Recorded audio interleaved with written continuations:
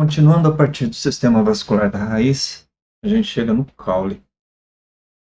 Nessa figura vocês podem ver um corte de um caule de monocotiledôneo, milho. É bem típico esse padrão. Vocês vejam que essa distribuição, na verdade, é muito bem organizada. Alguns dizem que é uma distribuição desorganizada dos feixes vasculares. Isso não é correto.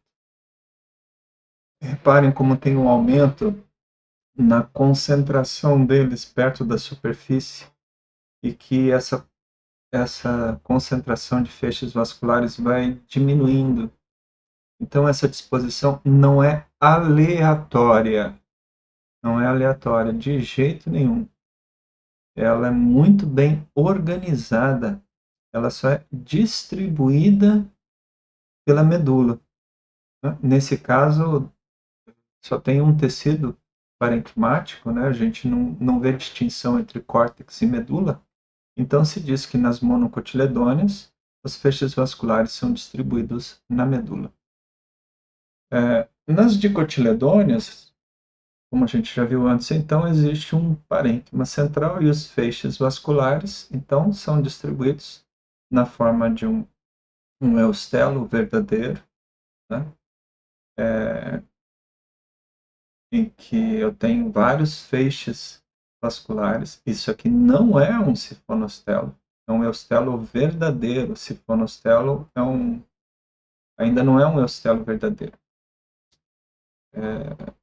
Não vou entrar em detalhes agora, mas o que a gente vê aqui, então, os feixes vasculares, né? Dá para a gente perceber aqui uma bainha de fibras, são as fibras de floema, ficam junto do floema, e em volta do feixe vascular, diferente da raiz, a gente não percebe uma endoderme. Inclusive aqui nós temos um feixe vascular aberto, em que se observa entre o xilema e o floema uma região de câmbio vascular. Então tem as fibras de floema, xilema, e o feixe é aberto. Não vejo aqui nitidamente uma bainha, mas essas bainhas costumam ser persistentes, ou seja, tem uma camada de parênquima que faz, às vezes, de revestimento nos feixes vasculares. É claro que em feixes vasculares abertos, onde vai ocorrer crescimento secundário, eventualmente um feixe vai se ligar no outro, né? Então vai formar um contínuo que depois vai formar a madeira do caule. Nas monocotiledôneas, né, nem sempre eu tenho um feixe vascular fechado, como aqui que eu tenho uma bainha de esclerênquima em volta de todo o feixe, mas é o caso no milho. Né? Não tem nenhum motivo para achar que algum tipo de feixe vascular é mais eficiente ou menos eficiente para o transporte de água. As diferenças que ocorrem em monocotiledôneas e dicotiledôneas no caule estão relacionadas à disposição dos feixes, mas não há indícios maiores que um funcione melhor do que o outro. O que há é que as dicotiledôneas têm uma possibilidade de um crescimento secundário verdadeiro, o que permite que a produção de plantas maiores, até em torno de 100 metros de altura, que são as maiores árvores do planeta, gimnospermas e dicotiledôneas. E as monocotiledôneas, né, não possuem crescimento secundário verdadeiro, mas possuem algumas espécies arbóreas, que é o caso das palmeiras, que pode atingir algumas dezenas de metros, como é o caso da palmeira imperial. Em todo caso, as diferenças de sistema vascular, aqui, de forma geral, não há nenhum motivo para achar que um dos tipos, monocotiledônea ou dicotiledônea, seja mais eficiente no transporte de água, que seria a função do caule. A respeito de armazenamento de água no caule, isso também são características específicas de algumas estratégias de tolerância a ambientes secos. Não vem ao caso a gente detalhar agora, porque essencialmente não é uma função agrícola, né? Não tem muita coisa agrícola nesse caso. Um comentário importante a falar sobre o transporte no xilema é que a água é transportada no xilema porque ela é puxada das folhas. O potencial hídrico nas folhas acaba sendo tão baixo, né, que é suficiente para a água subir das raízes para as folhas. Essa redução do potencial hídrico nas folhas, então, causa o fluxo de água pelo xilema. Porém, como isso é feito por pressão negativa, ou seja, por sucção, essa pressão negativa cria um fenômeno chamado cavitação. Cavitação é um processo de formação de bolhas de ar em um líquido. E essas bolhas acabam se juntando, que a gente chama de coalescendo, né? Nessas condições, uma se junta com a outra, e uma vez que formou a bolha, ela pode se expandir e ocupar um elemento de vaso. Vocês veem aqui nessa figura. Quando a bolha ocupa um elemento, isso se chama embolia. Então, cavitação é a formação de bolhas e a embolia é quando a bolha ocupa um elemento de vaso. Se esse elemento de vaso é aberto nas extremidades, assim que a bolha se forma, ela ocupa todo o vaso, de cima e embaixo.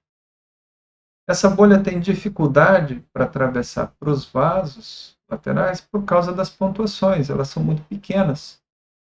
Então, basicamente, a bolha fica restrita ao vaso e, em alguns casos, restrito ao elemento de vaso.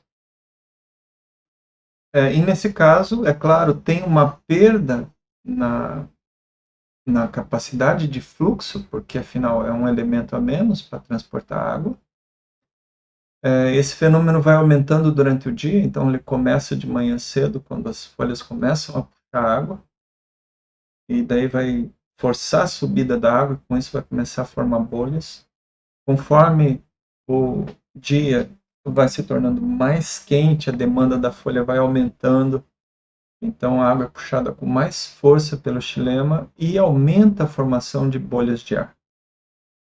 Esse é um fenômeno interessante e importante, porque conforme as folhas vão precisando de mais água, ocorre esse fenômeno, que é um fenômeno físico, todos os corpos, ocorre com todos os corpos hídricos, fenômeno da embolia. Isso prejudica o fluxo de água. Então, nos horários mais quentes do dia, onde a parte aérea mais precisa de água, ocorre uma restrição de fluxo causada por cavitação e embolia. Outra coisa importante a notar é que tem um outro fenômeno bem interessante, que é que a gente não encontra plantas com vasos em condições onde a água congela. Não é exatamente ligado à cavitação e embolia, mas tem a ver. O principal motivo que a gente não encontra plantas com elementos de vaso, plantas perenes em ambientes onde a água congela, é porque, em virtude do tamanho do elemento de vaso, é grande, né, calibroso, a quantidade de água que, se essa água congela, ao congelar, ela dilata, né, aumenta de volume, e daí arrebentaria os elementos de vaso, causando a destruição deles. Então, nós não temos plantas perenes em locais que congelam, elas não aguentam muito, por causa desse que o fenômeno, o congelamento arrebenta os vasos. Traqueídeo é bem mais resistente, né? Então tolera bem mais esse fenômeno. Falando um pouquinho mais, só alguns detalhes, né? A gente falou do milho e o feixe vascular do milho fechado. A gente já viu antes, nenhuma novidade mais aqui, só um repasse do que a gente já tinha visto. É o protoxilema, aqui já meio destruído, né? O metaxilema, floema, bainha de esclerênquima. No caso de Cotiledônia C3, eu achei interessante mostrar aqui um feixe vascular bicolateral. Esse feixe vascular, então, tem xilema no meio e tem floema dos dois lados. Isso é característico das cucurbitáceas, e como são plantas agrícolas importantes, né, a gente pode ver aqui. Essa figura também é muito interessante, é um corte de uma abóbora, uma definição fabulosa, né? A gente vê aqui uma epiderme seguida por umas camadas seriadas logo abaixo da epiderme, que poderia ser tanto uma exoderme, mas aqui eu não conheço bastante sobre a família para afirmar o que seriam essas camadas, né? Mas abaixo então dessas estruturas próximas da epiderme, né, o colênquima aqui possivelmente, a gente vê o córtex, e abaixo do córtex então um feixe vascular grande, células de xilema enormes e floema dos dois lados, é o que a gente chama de bicolateral. Então isso aqui é caule, é uma dicotiledônia, a gente vê um espaço aberto aqui no meio, né, um vazio aqui no meio, que seria onde fica a medula, né? Que não tem, não tem células. Bom, quando a água chega na folha, né? Então a estrutura da folha tem um sistema todo de venação para distribuição de água e também para a coleta dos nutrientes das folhas, né? Então é um sistema bastante desenvolvido, vamos dizer assim, de irrigação e de coleta de recursos na folha, um sistema de logística. E à direita, uma folha de dicotiledônia, à esquerda, uma folha de monocotiledônia. Aqui no caso, a gente tem uma dicotiledônia, né? É fácil da gente reconhecer por causa do parênquima palissático e o parênquima lacunoso, que é bem característico de dicotiledôneas. E vemos também um feixe vascular pequenininho. Como a gente tinha falado antes, onde eu tinha xilema por dentro e floema por fora, quando esse xilema sai do caule, então esse feixe vascular sai do caule para entrar na folha, então eu vou ter xilema para cima e floema para baixo. Reparem aqui, é importante que vocês observem, que existe uma bainha de células em volta do xilema e floema. Isso acompanha todo o feixe vascular, desde a raiz, né? Na raiz a gente viu o periciclo endoderme. No caule isso não fica tão claro, mas é necessário que tenha essa bainha de células com atividade parenquimática, com possibilidade de troca de materiais, acompanhando todo o feixe vascular. E quando a gente chega na folha, a gente vê de novo uma bainha vascular bem óbvia, em que essas células são fechadas, quase como uma derme, circulando toda essa região do feixe vascular. Então ela forma uma interface de célula, em que a água é obrigada a atravessar as membranas, ou mesmo partir para as paredes celulares, mas existe uma interface fechada aqui, onde não tem contato com o ar direto. Essa água, então, chegando pelo xilema, que é representado pelas setas azuis, a partir daí vai para as células. Então tem um intenso contato aqui com essas células, os feixes vasculares chegam muito próximo das células de parênquima, E essa água, então, vai passar de célula para célula, através dos plasmodesmos, e permitir, então, a hidratação da folha. Percebam, claro, que a água que chega pelo xilema, ela está em tecido morto, né? Então, ela tem que atravessar a membrana para chegar, para entrar nas células, para então se distribuir por dentro das células e garantir a hidratação das folhas. Tá? Essa água, então, ao umedecer as células, também umedece o ar, cria um ar saturado de umidade. O ar também tem potencial hídrico. Tá? E no caso, a troca de água da célula com ar vai obedecer as mesmas regras do que ocorreu lá no solo. Então, como o ar de dentro da folha está mais seco do que a célula, a água vai sair e vai formar um ar úmido no interior da folha. Se a folha tiver uma boa quantidade de umidade, vai abrir os estômatos, essa umidade sai. Então, desidrata o ar da folha. Quando desidrata o ar da folha, né, diminui o potencial hídrico e o próprio ar puxa a água das células. O potencial hídrico das células diminui. Então, as células puxam água do xilema, o que vai obrigar a água a subir pelo xilema.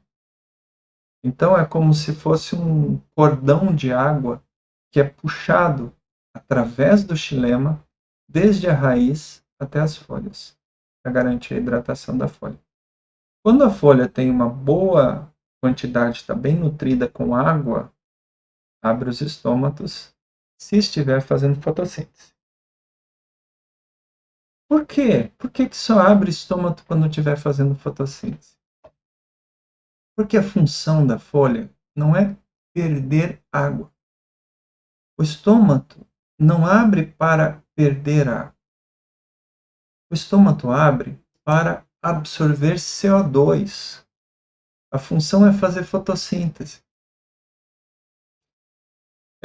Eu vou mostrar um pouquinho algumas figuras de folha, né? E a estrutura da folha é toda direcionada para a fotossíntese. O objetivo da folha é fazer fotossíntese. Precisa da água para abrir os estômatos. Mas a função de abrir os estômatos é fazer a entrada de CO2. Tá?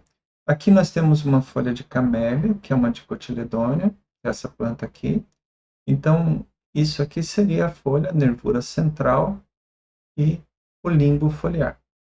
Na nervura central, então a gente vê xilema, floema por baixo, fibras embaixo e em cima, algum parênquima aqui na nervura para ajudar a dar sustentação, parênquima palissádico e parênquima lacunoso, com vários feixes vasculares menores dentro da lâmina do limbo que a gente não consegue ver direito.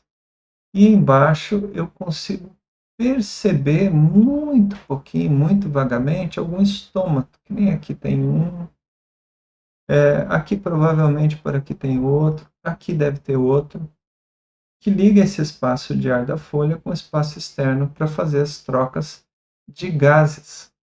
Vapor de água, que obrigatoriamente vai perder quando abrir a folha, e a entrada do CO2. Aqui tem uma folha de uma planta de seringa, né, também uma dicotiledônea, né, aqui um exemplo dessa planta. Também parênquima palissádico, aqui com mais camadas, parênquima lacunoso. Então é muito parecido com o que a gente viu antes. Basicamente o mesmo jeitão. Com as mesmas características, um ou outro detalhezinho diferente, por exemplo, aquela bainha de esclerênquima que a gente encontrava, que a gente encontrou lá na planta anterior, né? Na camélia, né? Esse esclerênquima, aqui na seringa a gente já não percebe. Consegue ver colênquima e tal, mas aquele esclerênquima aqui no feixe vascular não aparece. E aparece aqui um feixe bem fininho, um feixe vascular bem pequenininho. Bom, esse aqui é caruru. Acho que todos conhecem. É uma planta C4, então é uma planta com uma alta eficiência fotossintética. E ela tem uma anatomia diferente na folha. Essas plantas têm um metabolismo que tem um aproveitamento do CO2 muito maior. São altamente dependentes de luz, mas conseguem produzir muito. E para fazer esse melhor aproveitamento do CO2, eles usam um metabolismo diferente, que depende de uma separação dos eventos metabólicos em dois tipos de célula. E no caso, os dois tipos de células são a célula da bainha vascular e as células do mesofilo.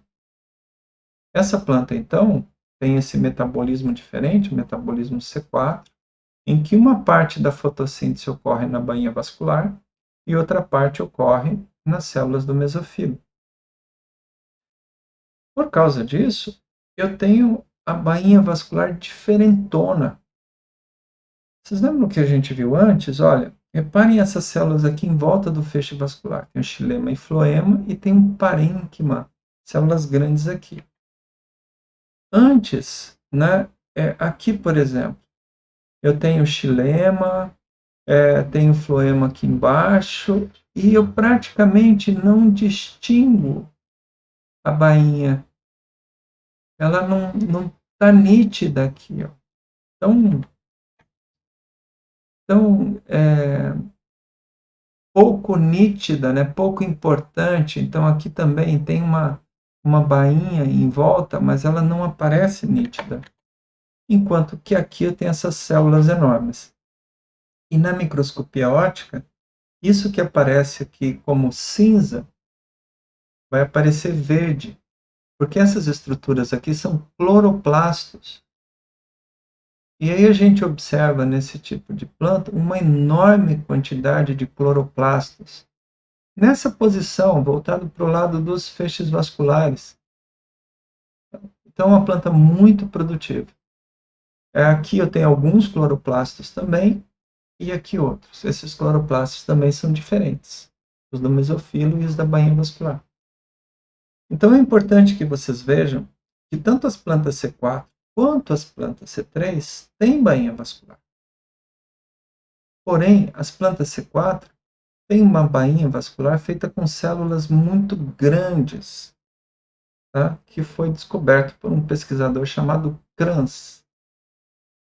E esse tamanho dessas células, com esses cloroplastos diferentes, a disposição dos cloroplastos, foi denominado síndrome de Kranz. Cana-de-açúcar, né?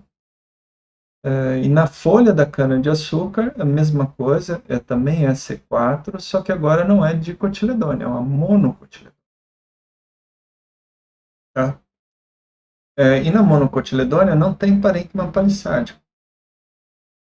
Eu consigo ver essas células grandes aqui, que a resolução não me ajuda muito. Né? Eu consigo ver essas células grandes, xilema por cima, floema por baixo, e a bainha vascular de células grandes.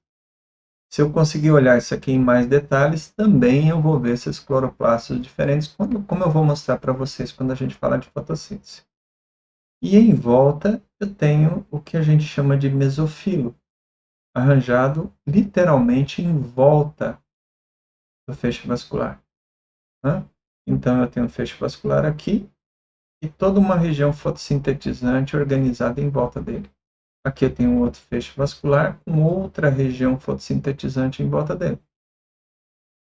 Né? A gente quase pode imaginar as nervuras passando por aqui, naquele sistema paralelinérgico, onde cada nervura dessas tem uma estrutura fotossintetizante específica, que a gente chama de arranjo radial, porque é como se o feixe vascular fosse o centro e as coisas fossem organizadas em volta desse feixe vascular, o que é diferente do que ocorre nas dicotiledôneas. Essas aqui são as plantas terrestres com maior capacidade fotossintética que eu conheço, cana-de-açúcar, capaz de produzir mais de 200 toneladas por hectare ano de matéria. O milho é uma planta extremamente importante também. É parecida com a cana-de-açúcar, né? Também é monocotiledônea, também é C4 e também tem esse arranjo em volta do feixe vascular. Nesse caso aqui a gente vê estômatos tanto em cima quanto embaixo, ligando esses espaços vazios, que são espaços de ar, e a gente vê os feixes vasculares. Esse aqui eu suponho que é uma coloração de iodo, para amido. Então mostram os cloroplastos aqui muito ativos em volta do feixe vascular, essas células bem grandes, né, para ter espaço para realizar essas funções, né?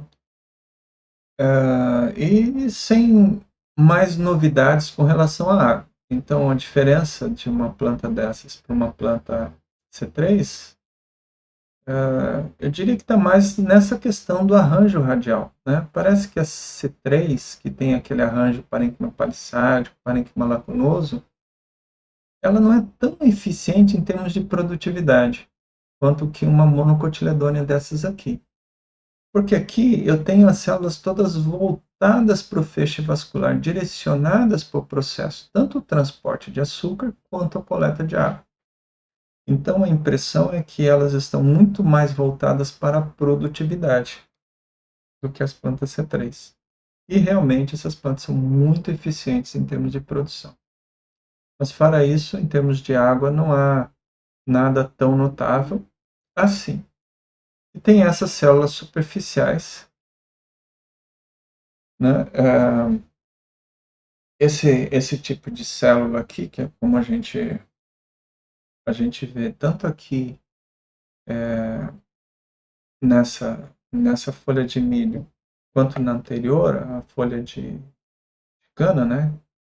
Que ela está identificada, são as células buliformes, formato um pouquinho diferente. Esse tipo de célula ajuda a planta a lidar com estresse hídrico. E, no caso de falta d'água, promove o enrolamento da folha e, com isso, diminui a área de contato com o ar e diminui a transpiração. Isso é uma situação extrema. Então, voltando àquela mesma figura, né, os estômatos na epiderme, normalmente na epiderme inferior, mas é claro, podem aparecer na epiderme superior também, são os responsáveis por essa troca gasosa. É claro que a epiderme pode perder água, mas ela é revestida com uma camada de cera, então a perda de água é pequena, se restringindo a algo em torno de 10% da água perdida pela folha, enquanto que os estômatos abertos correspondem a cerca de 90% de toda a água perdida pela planta.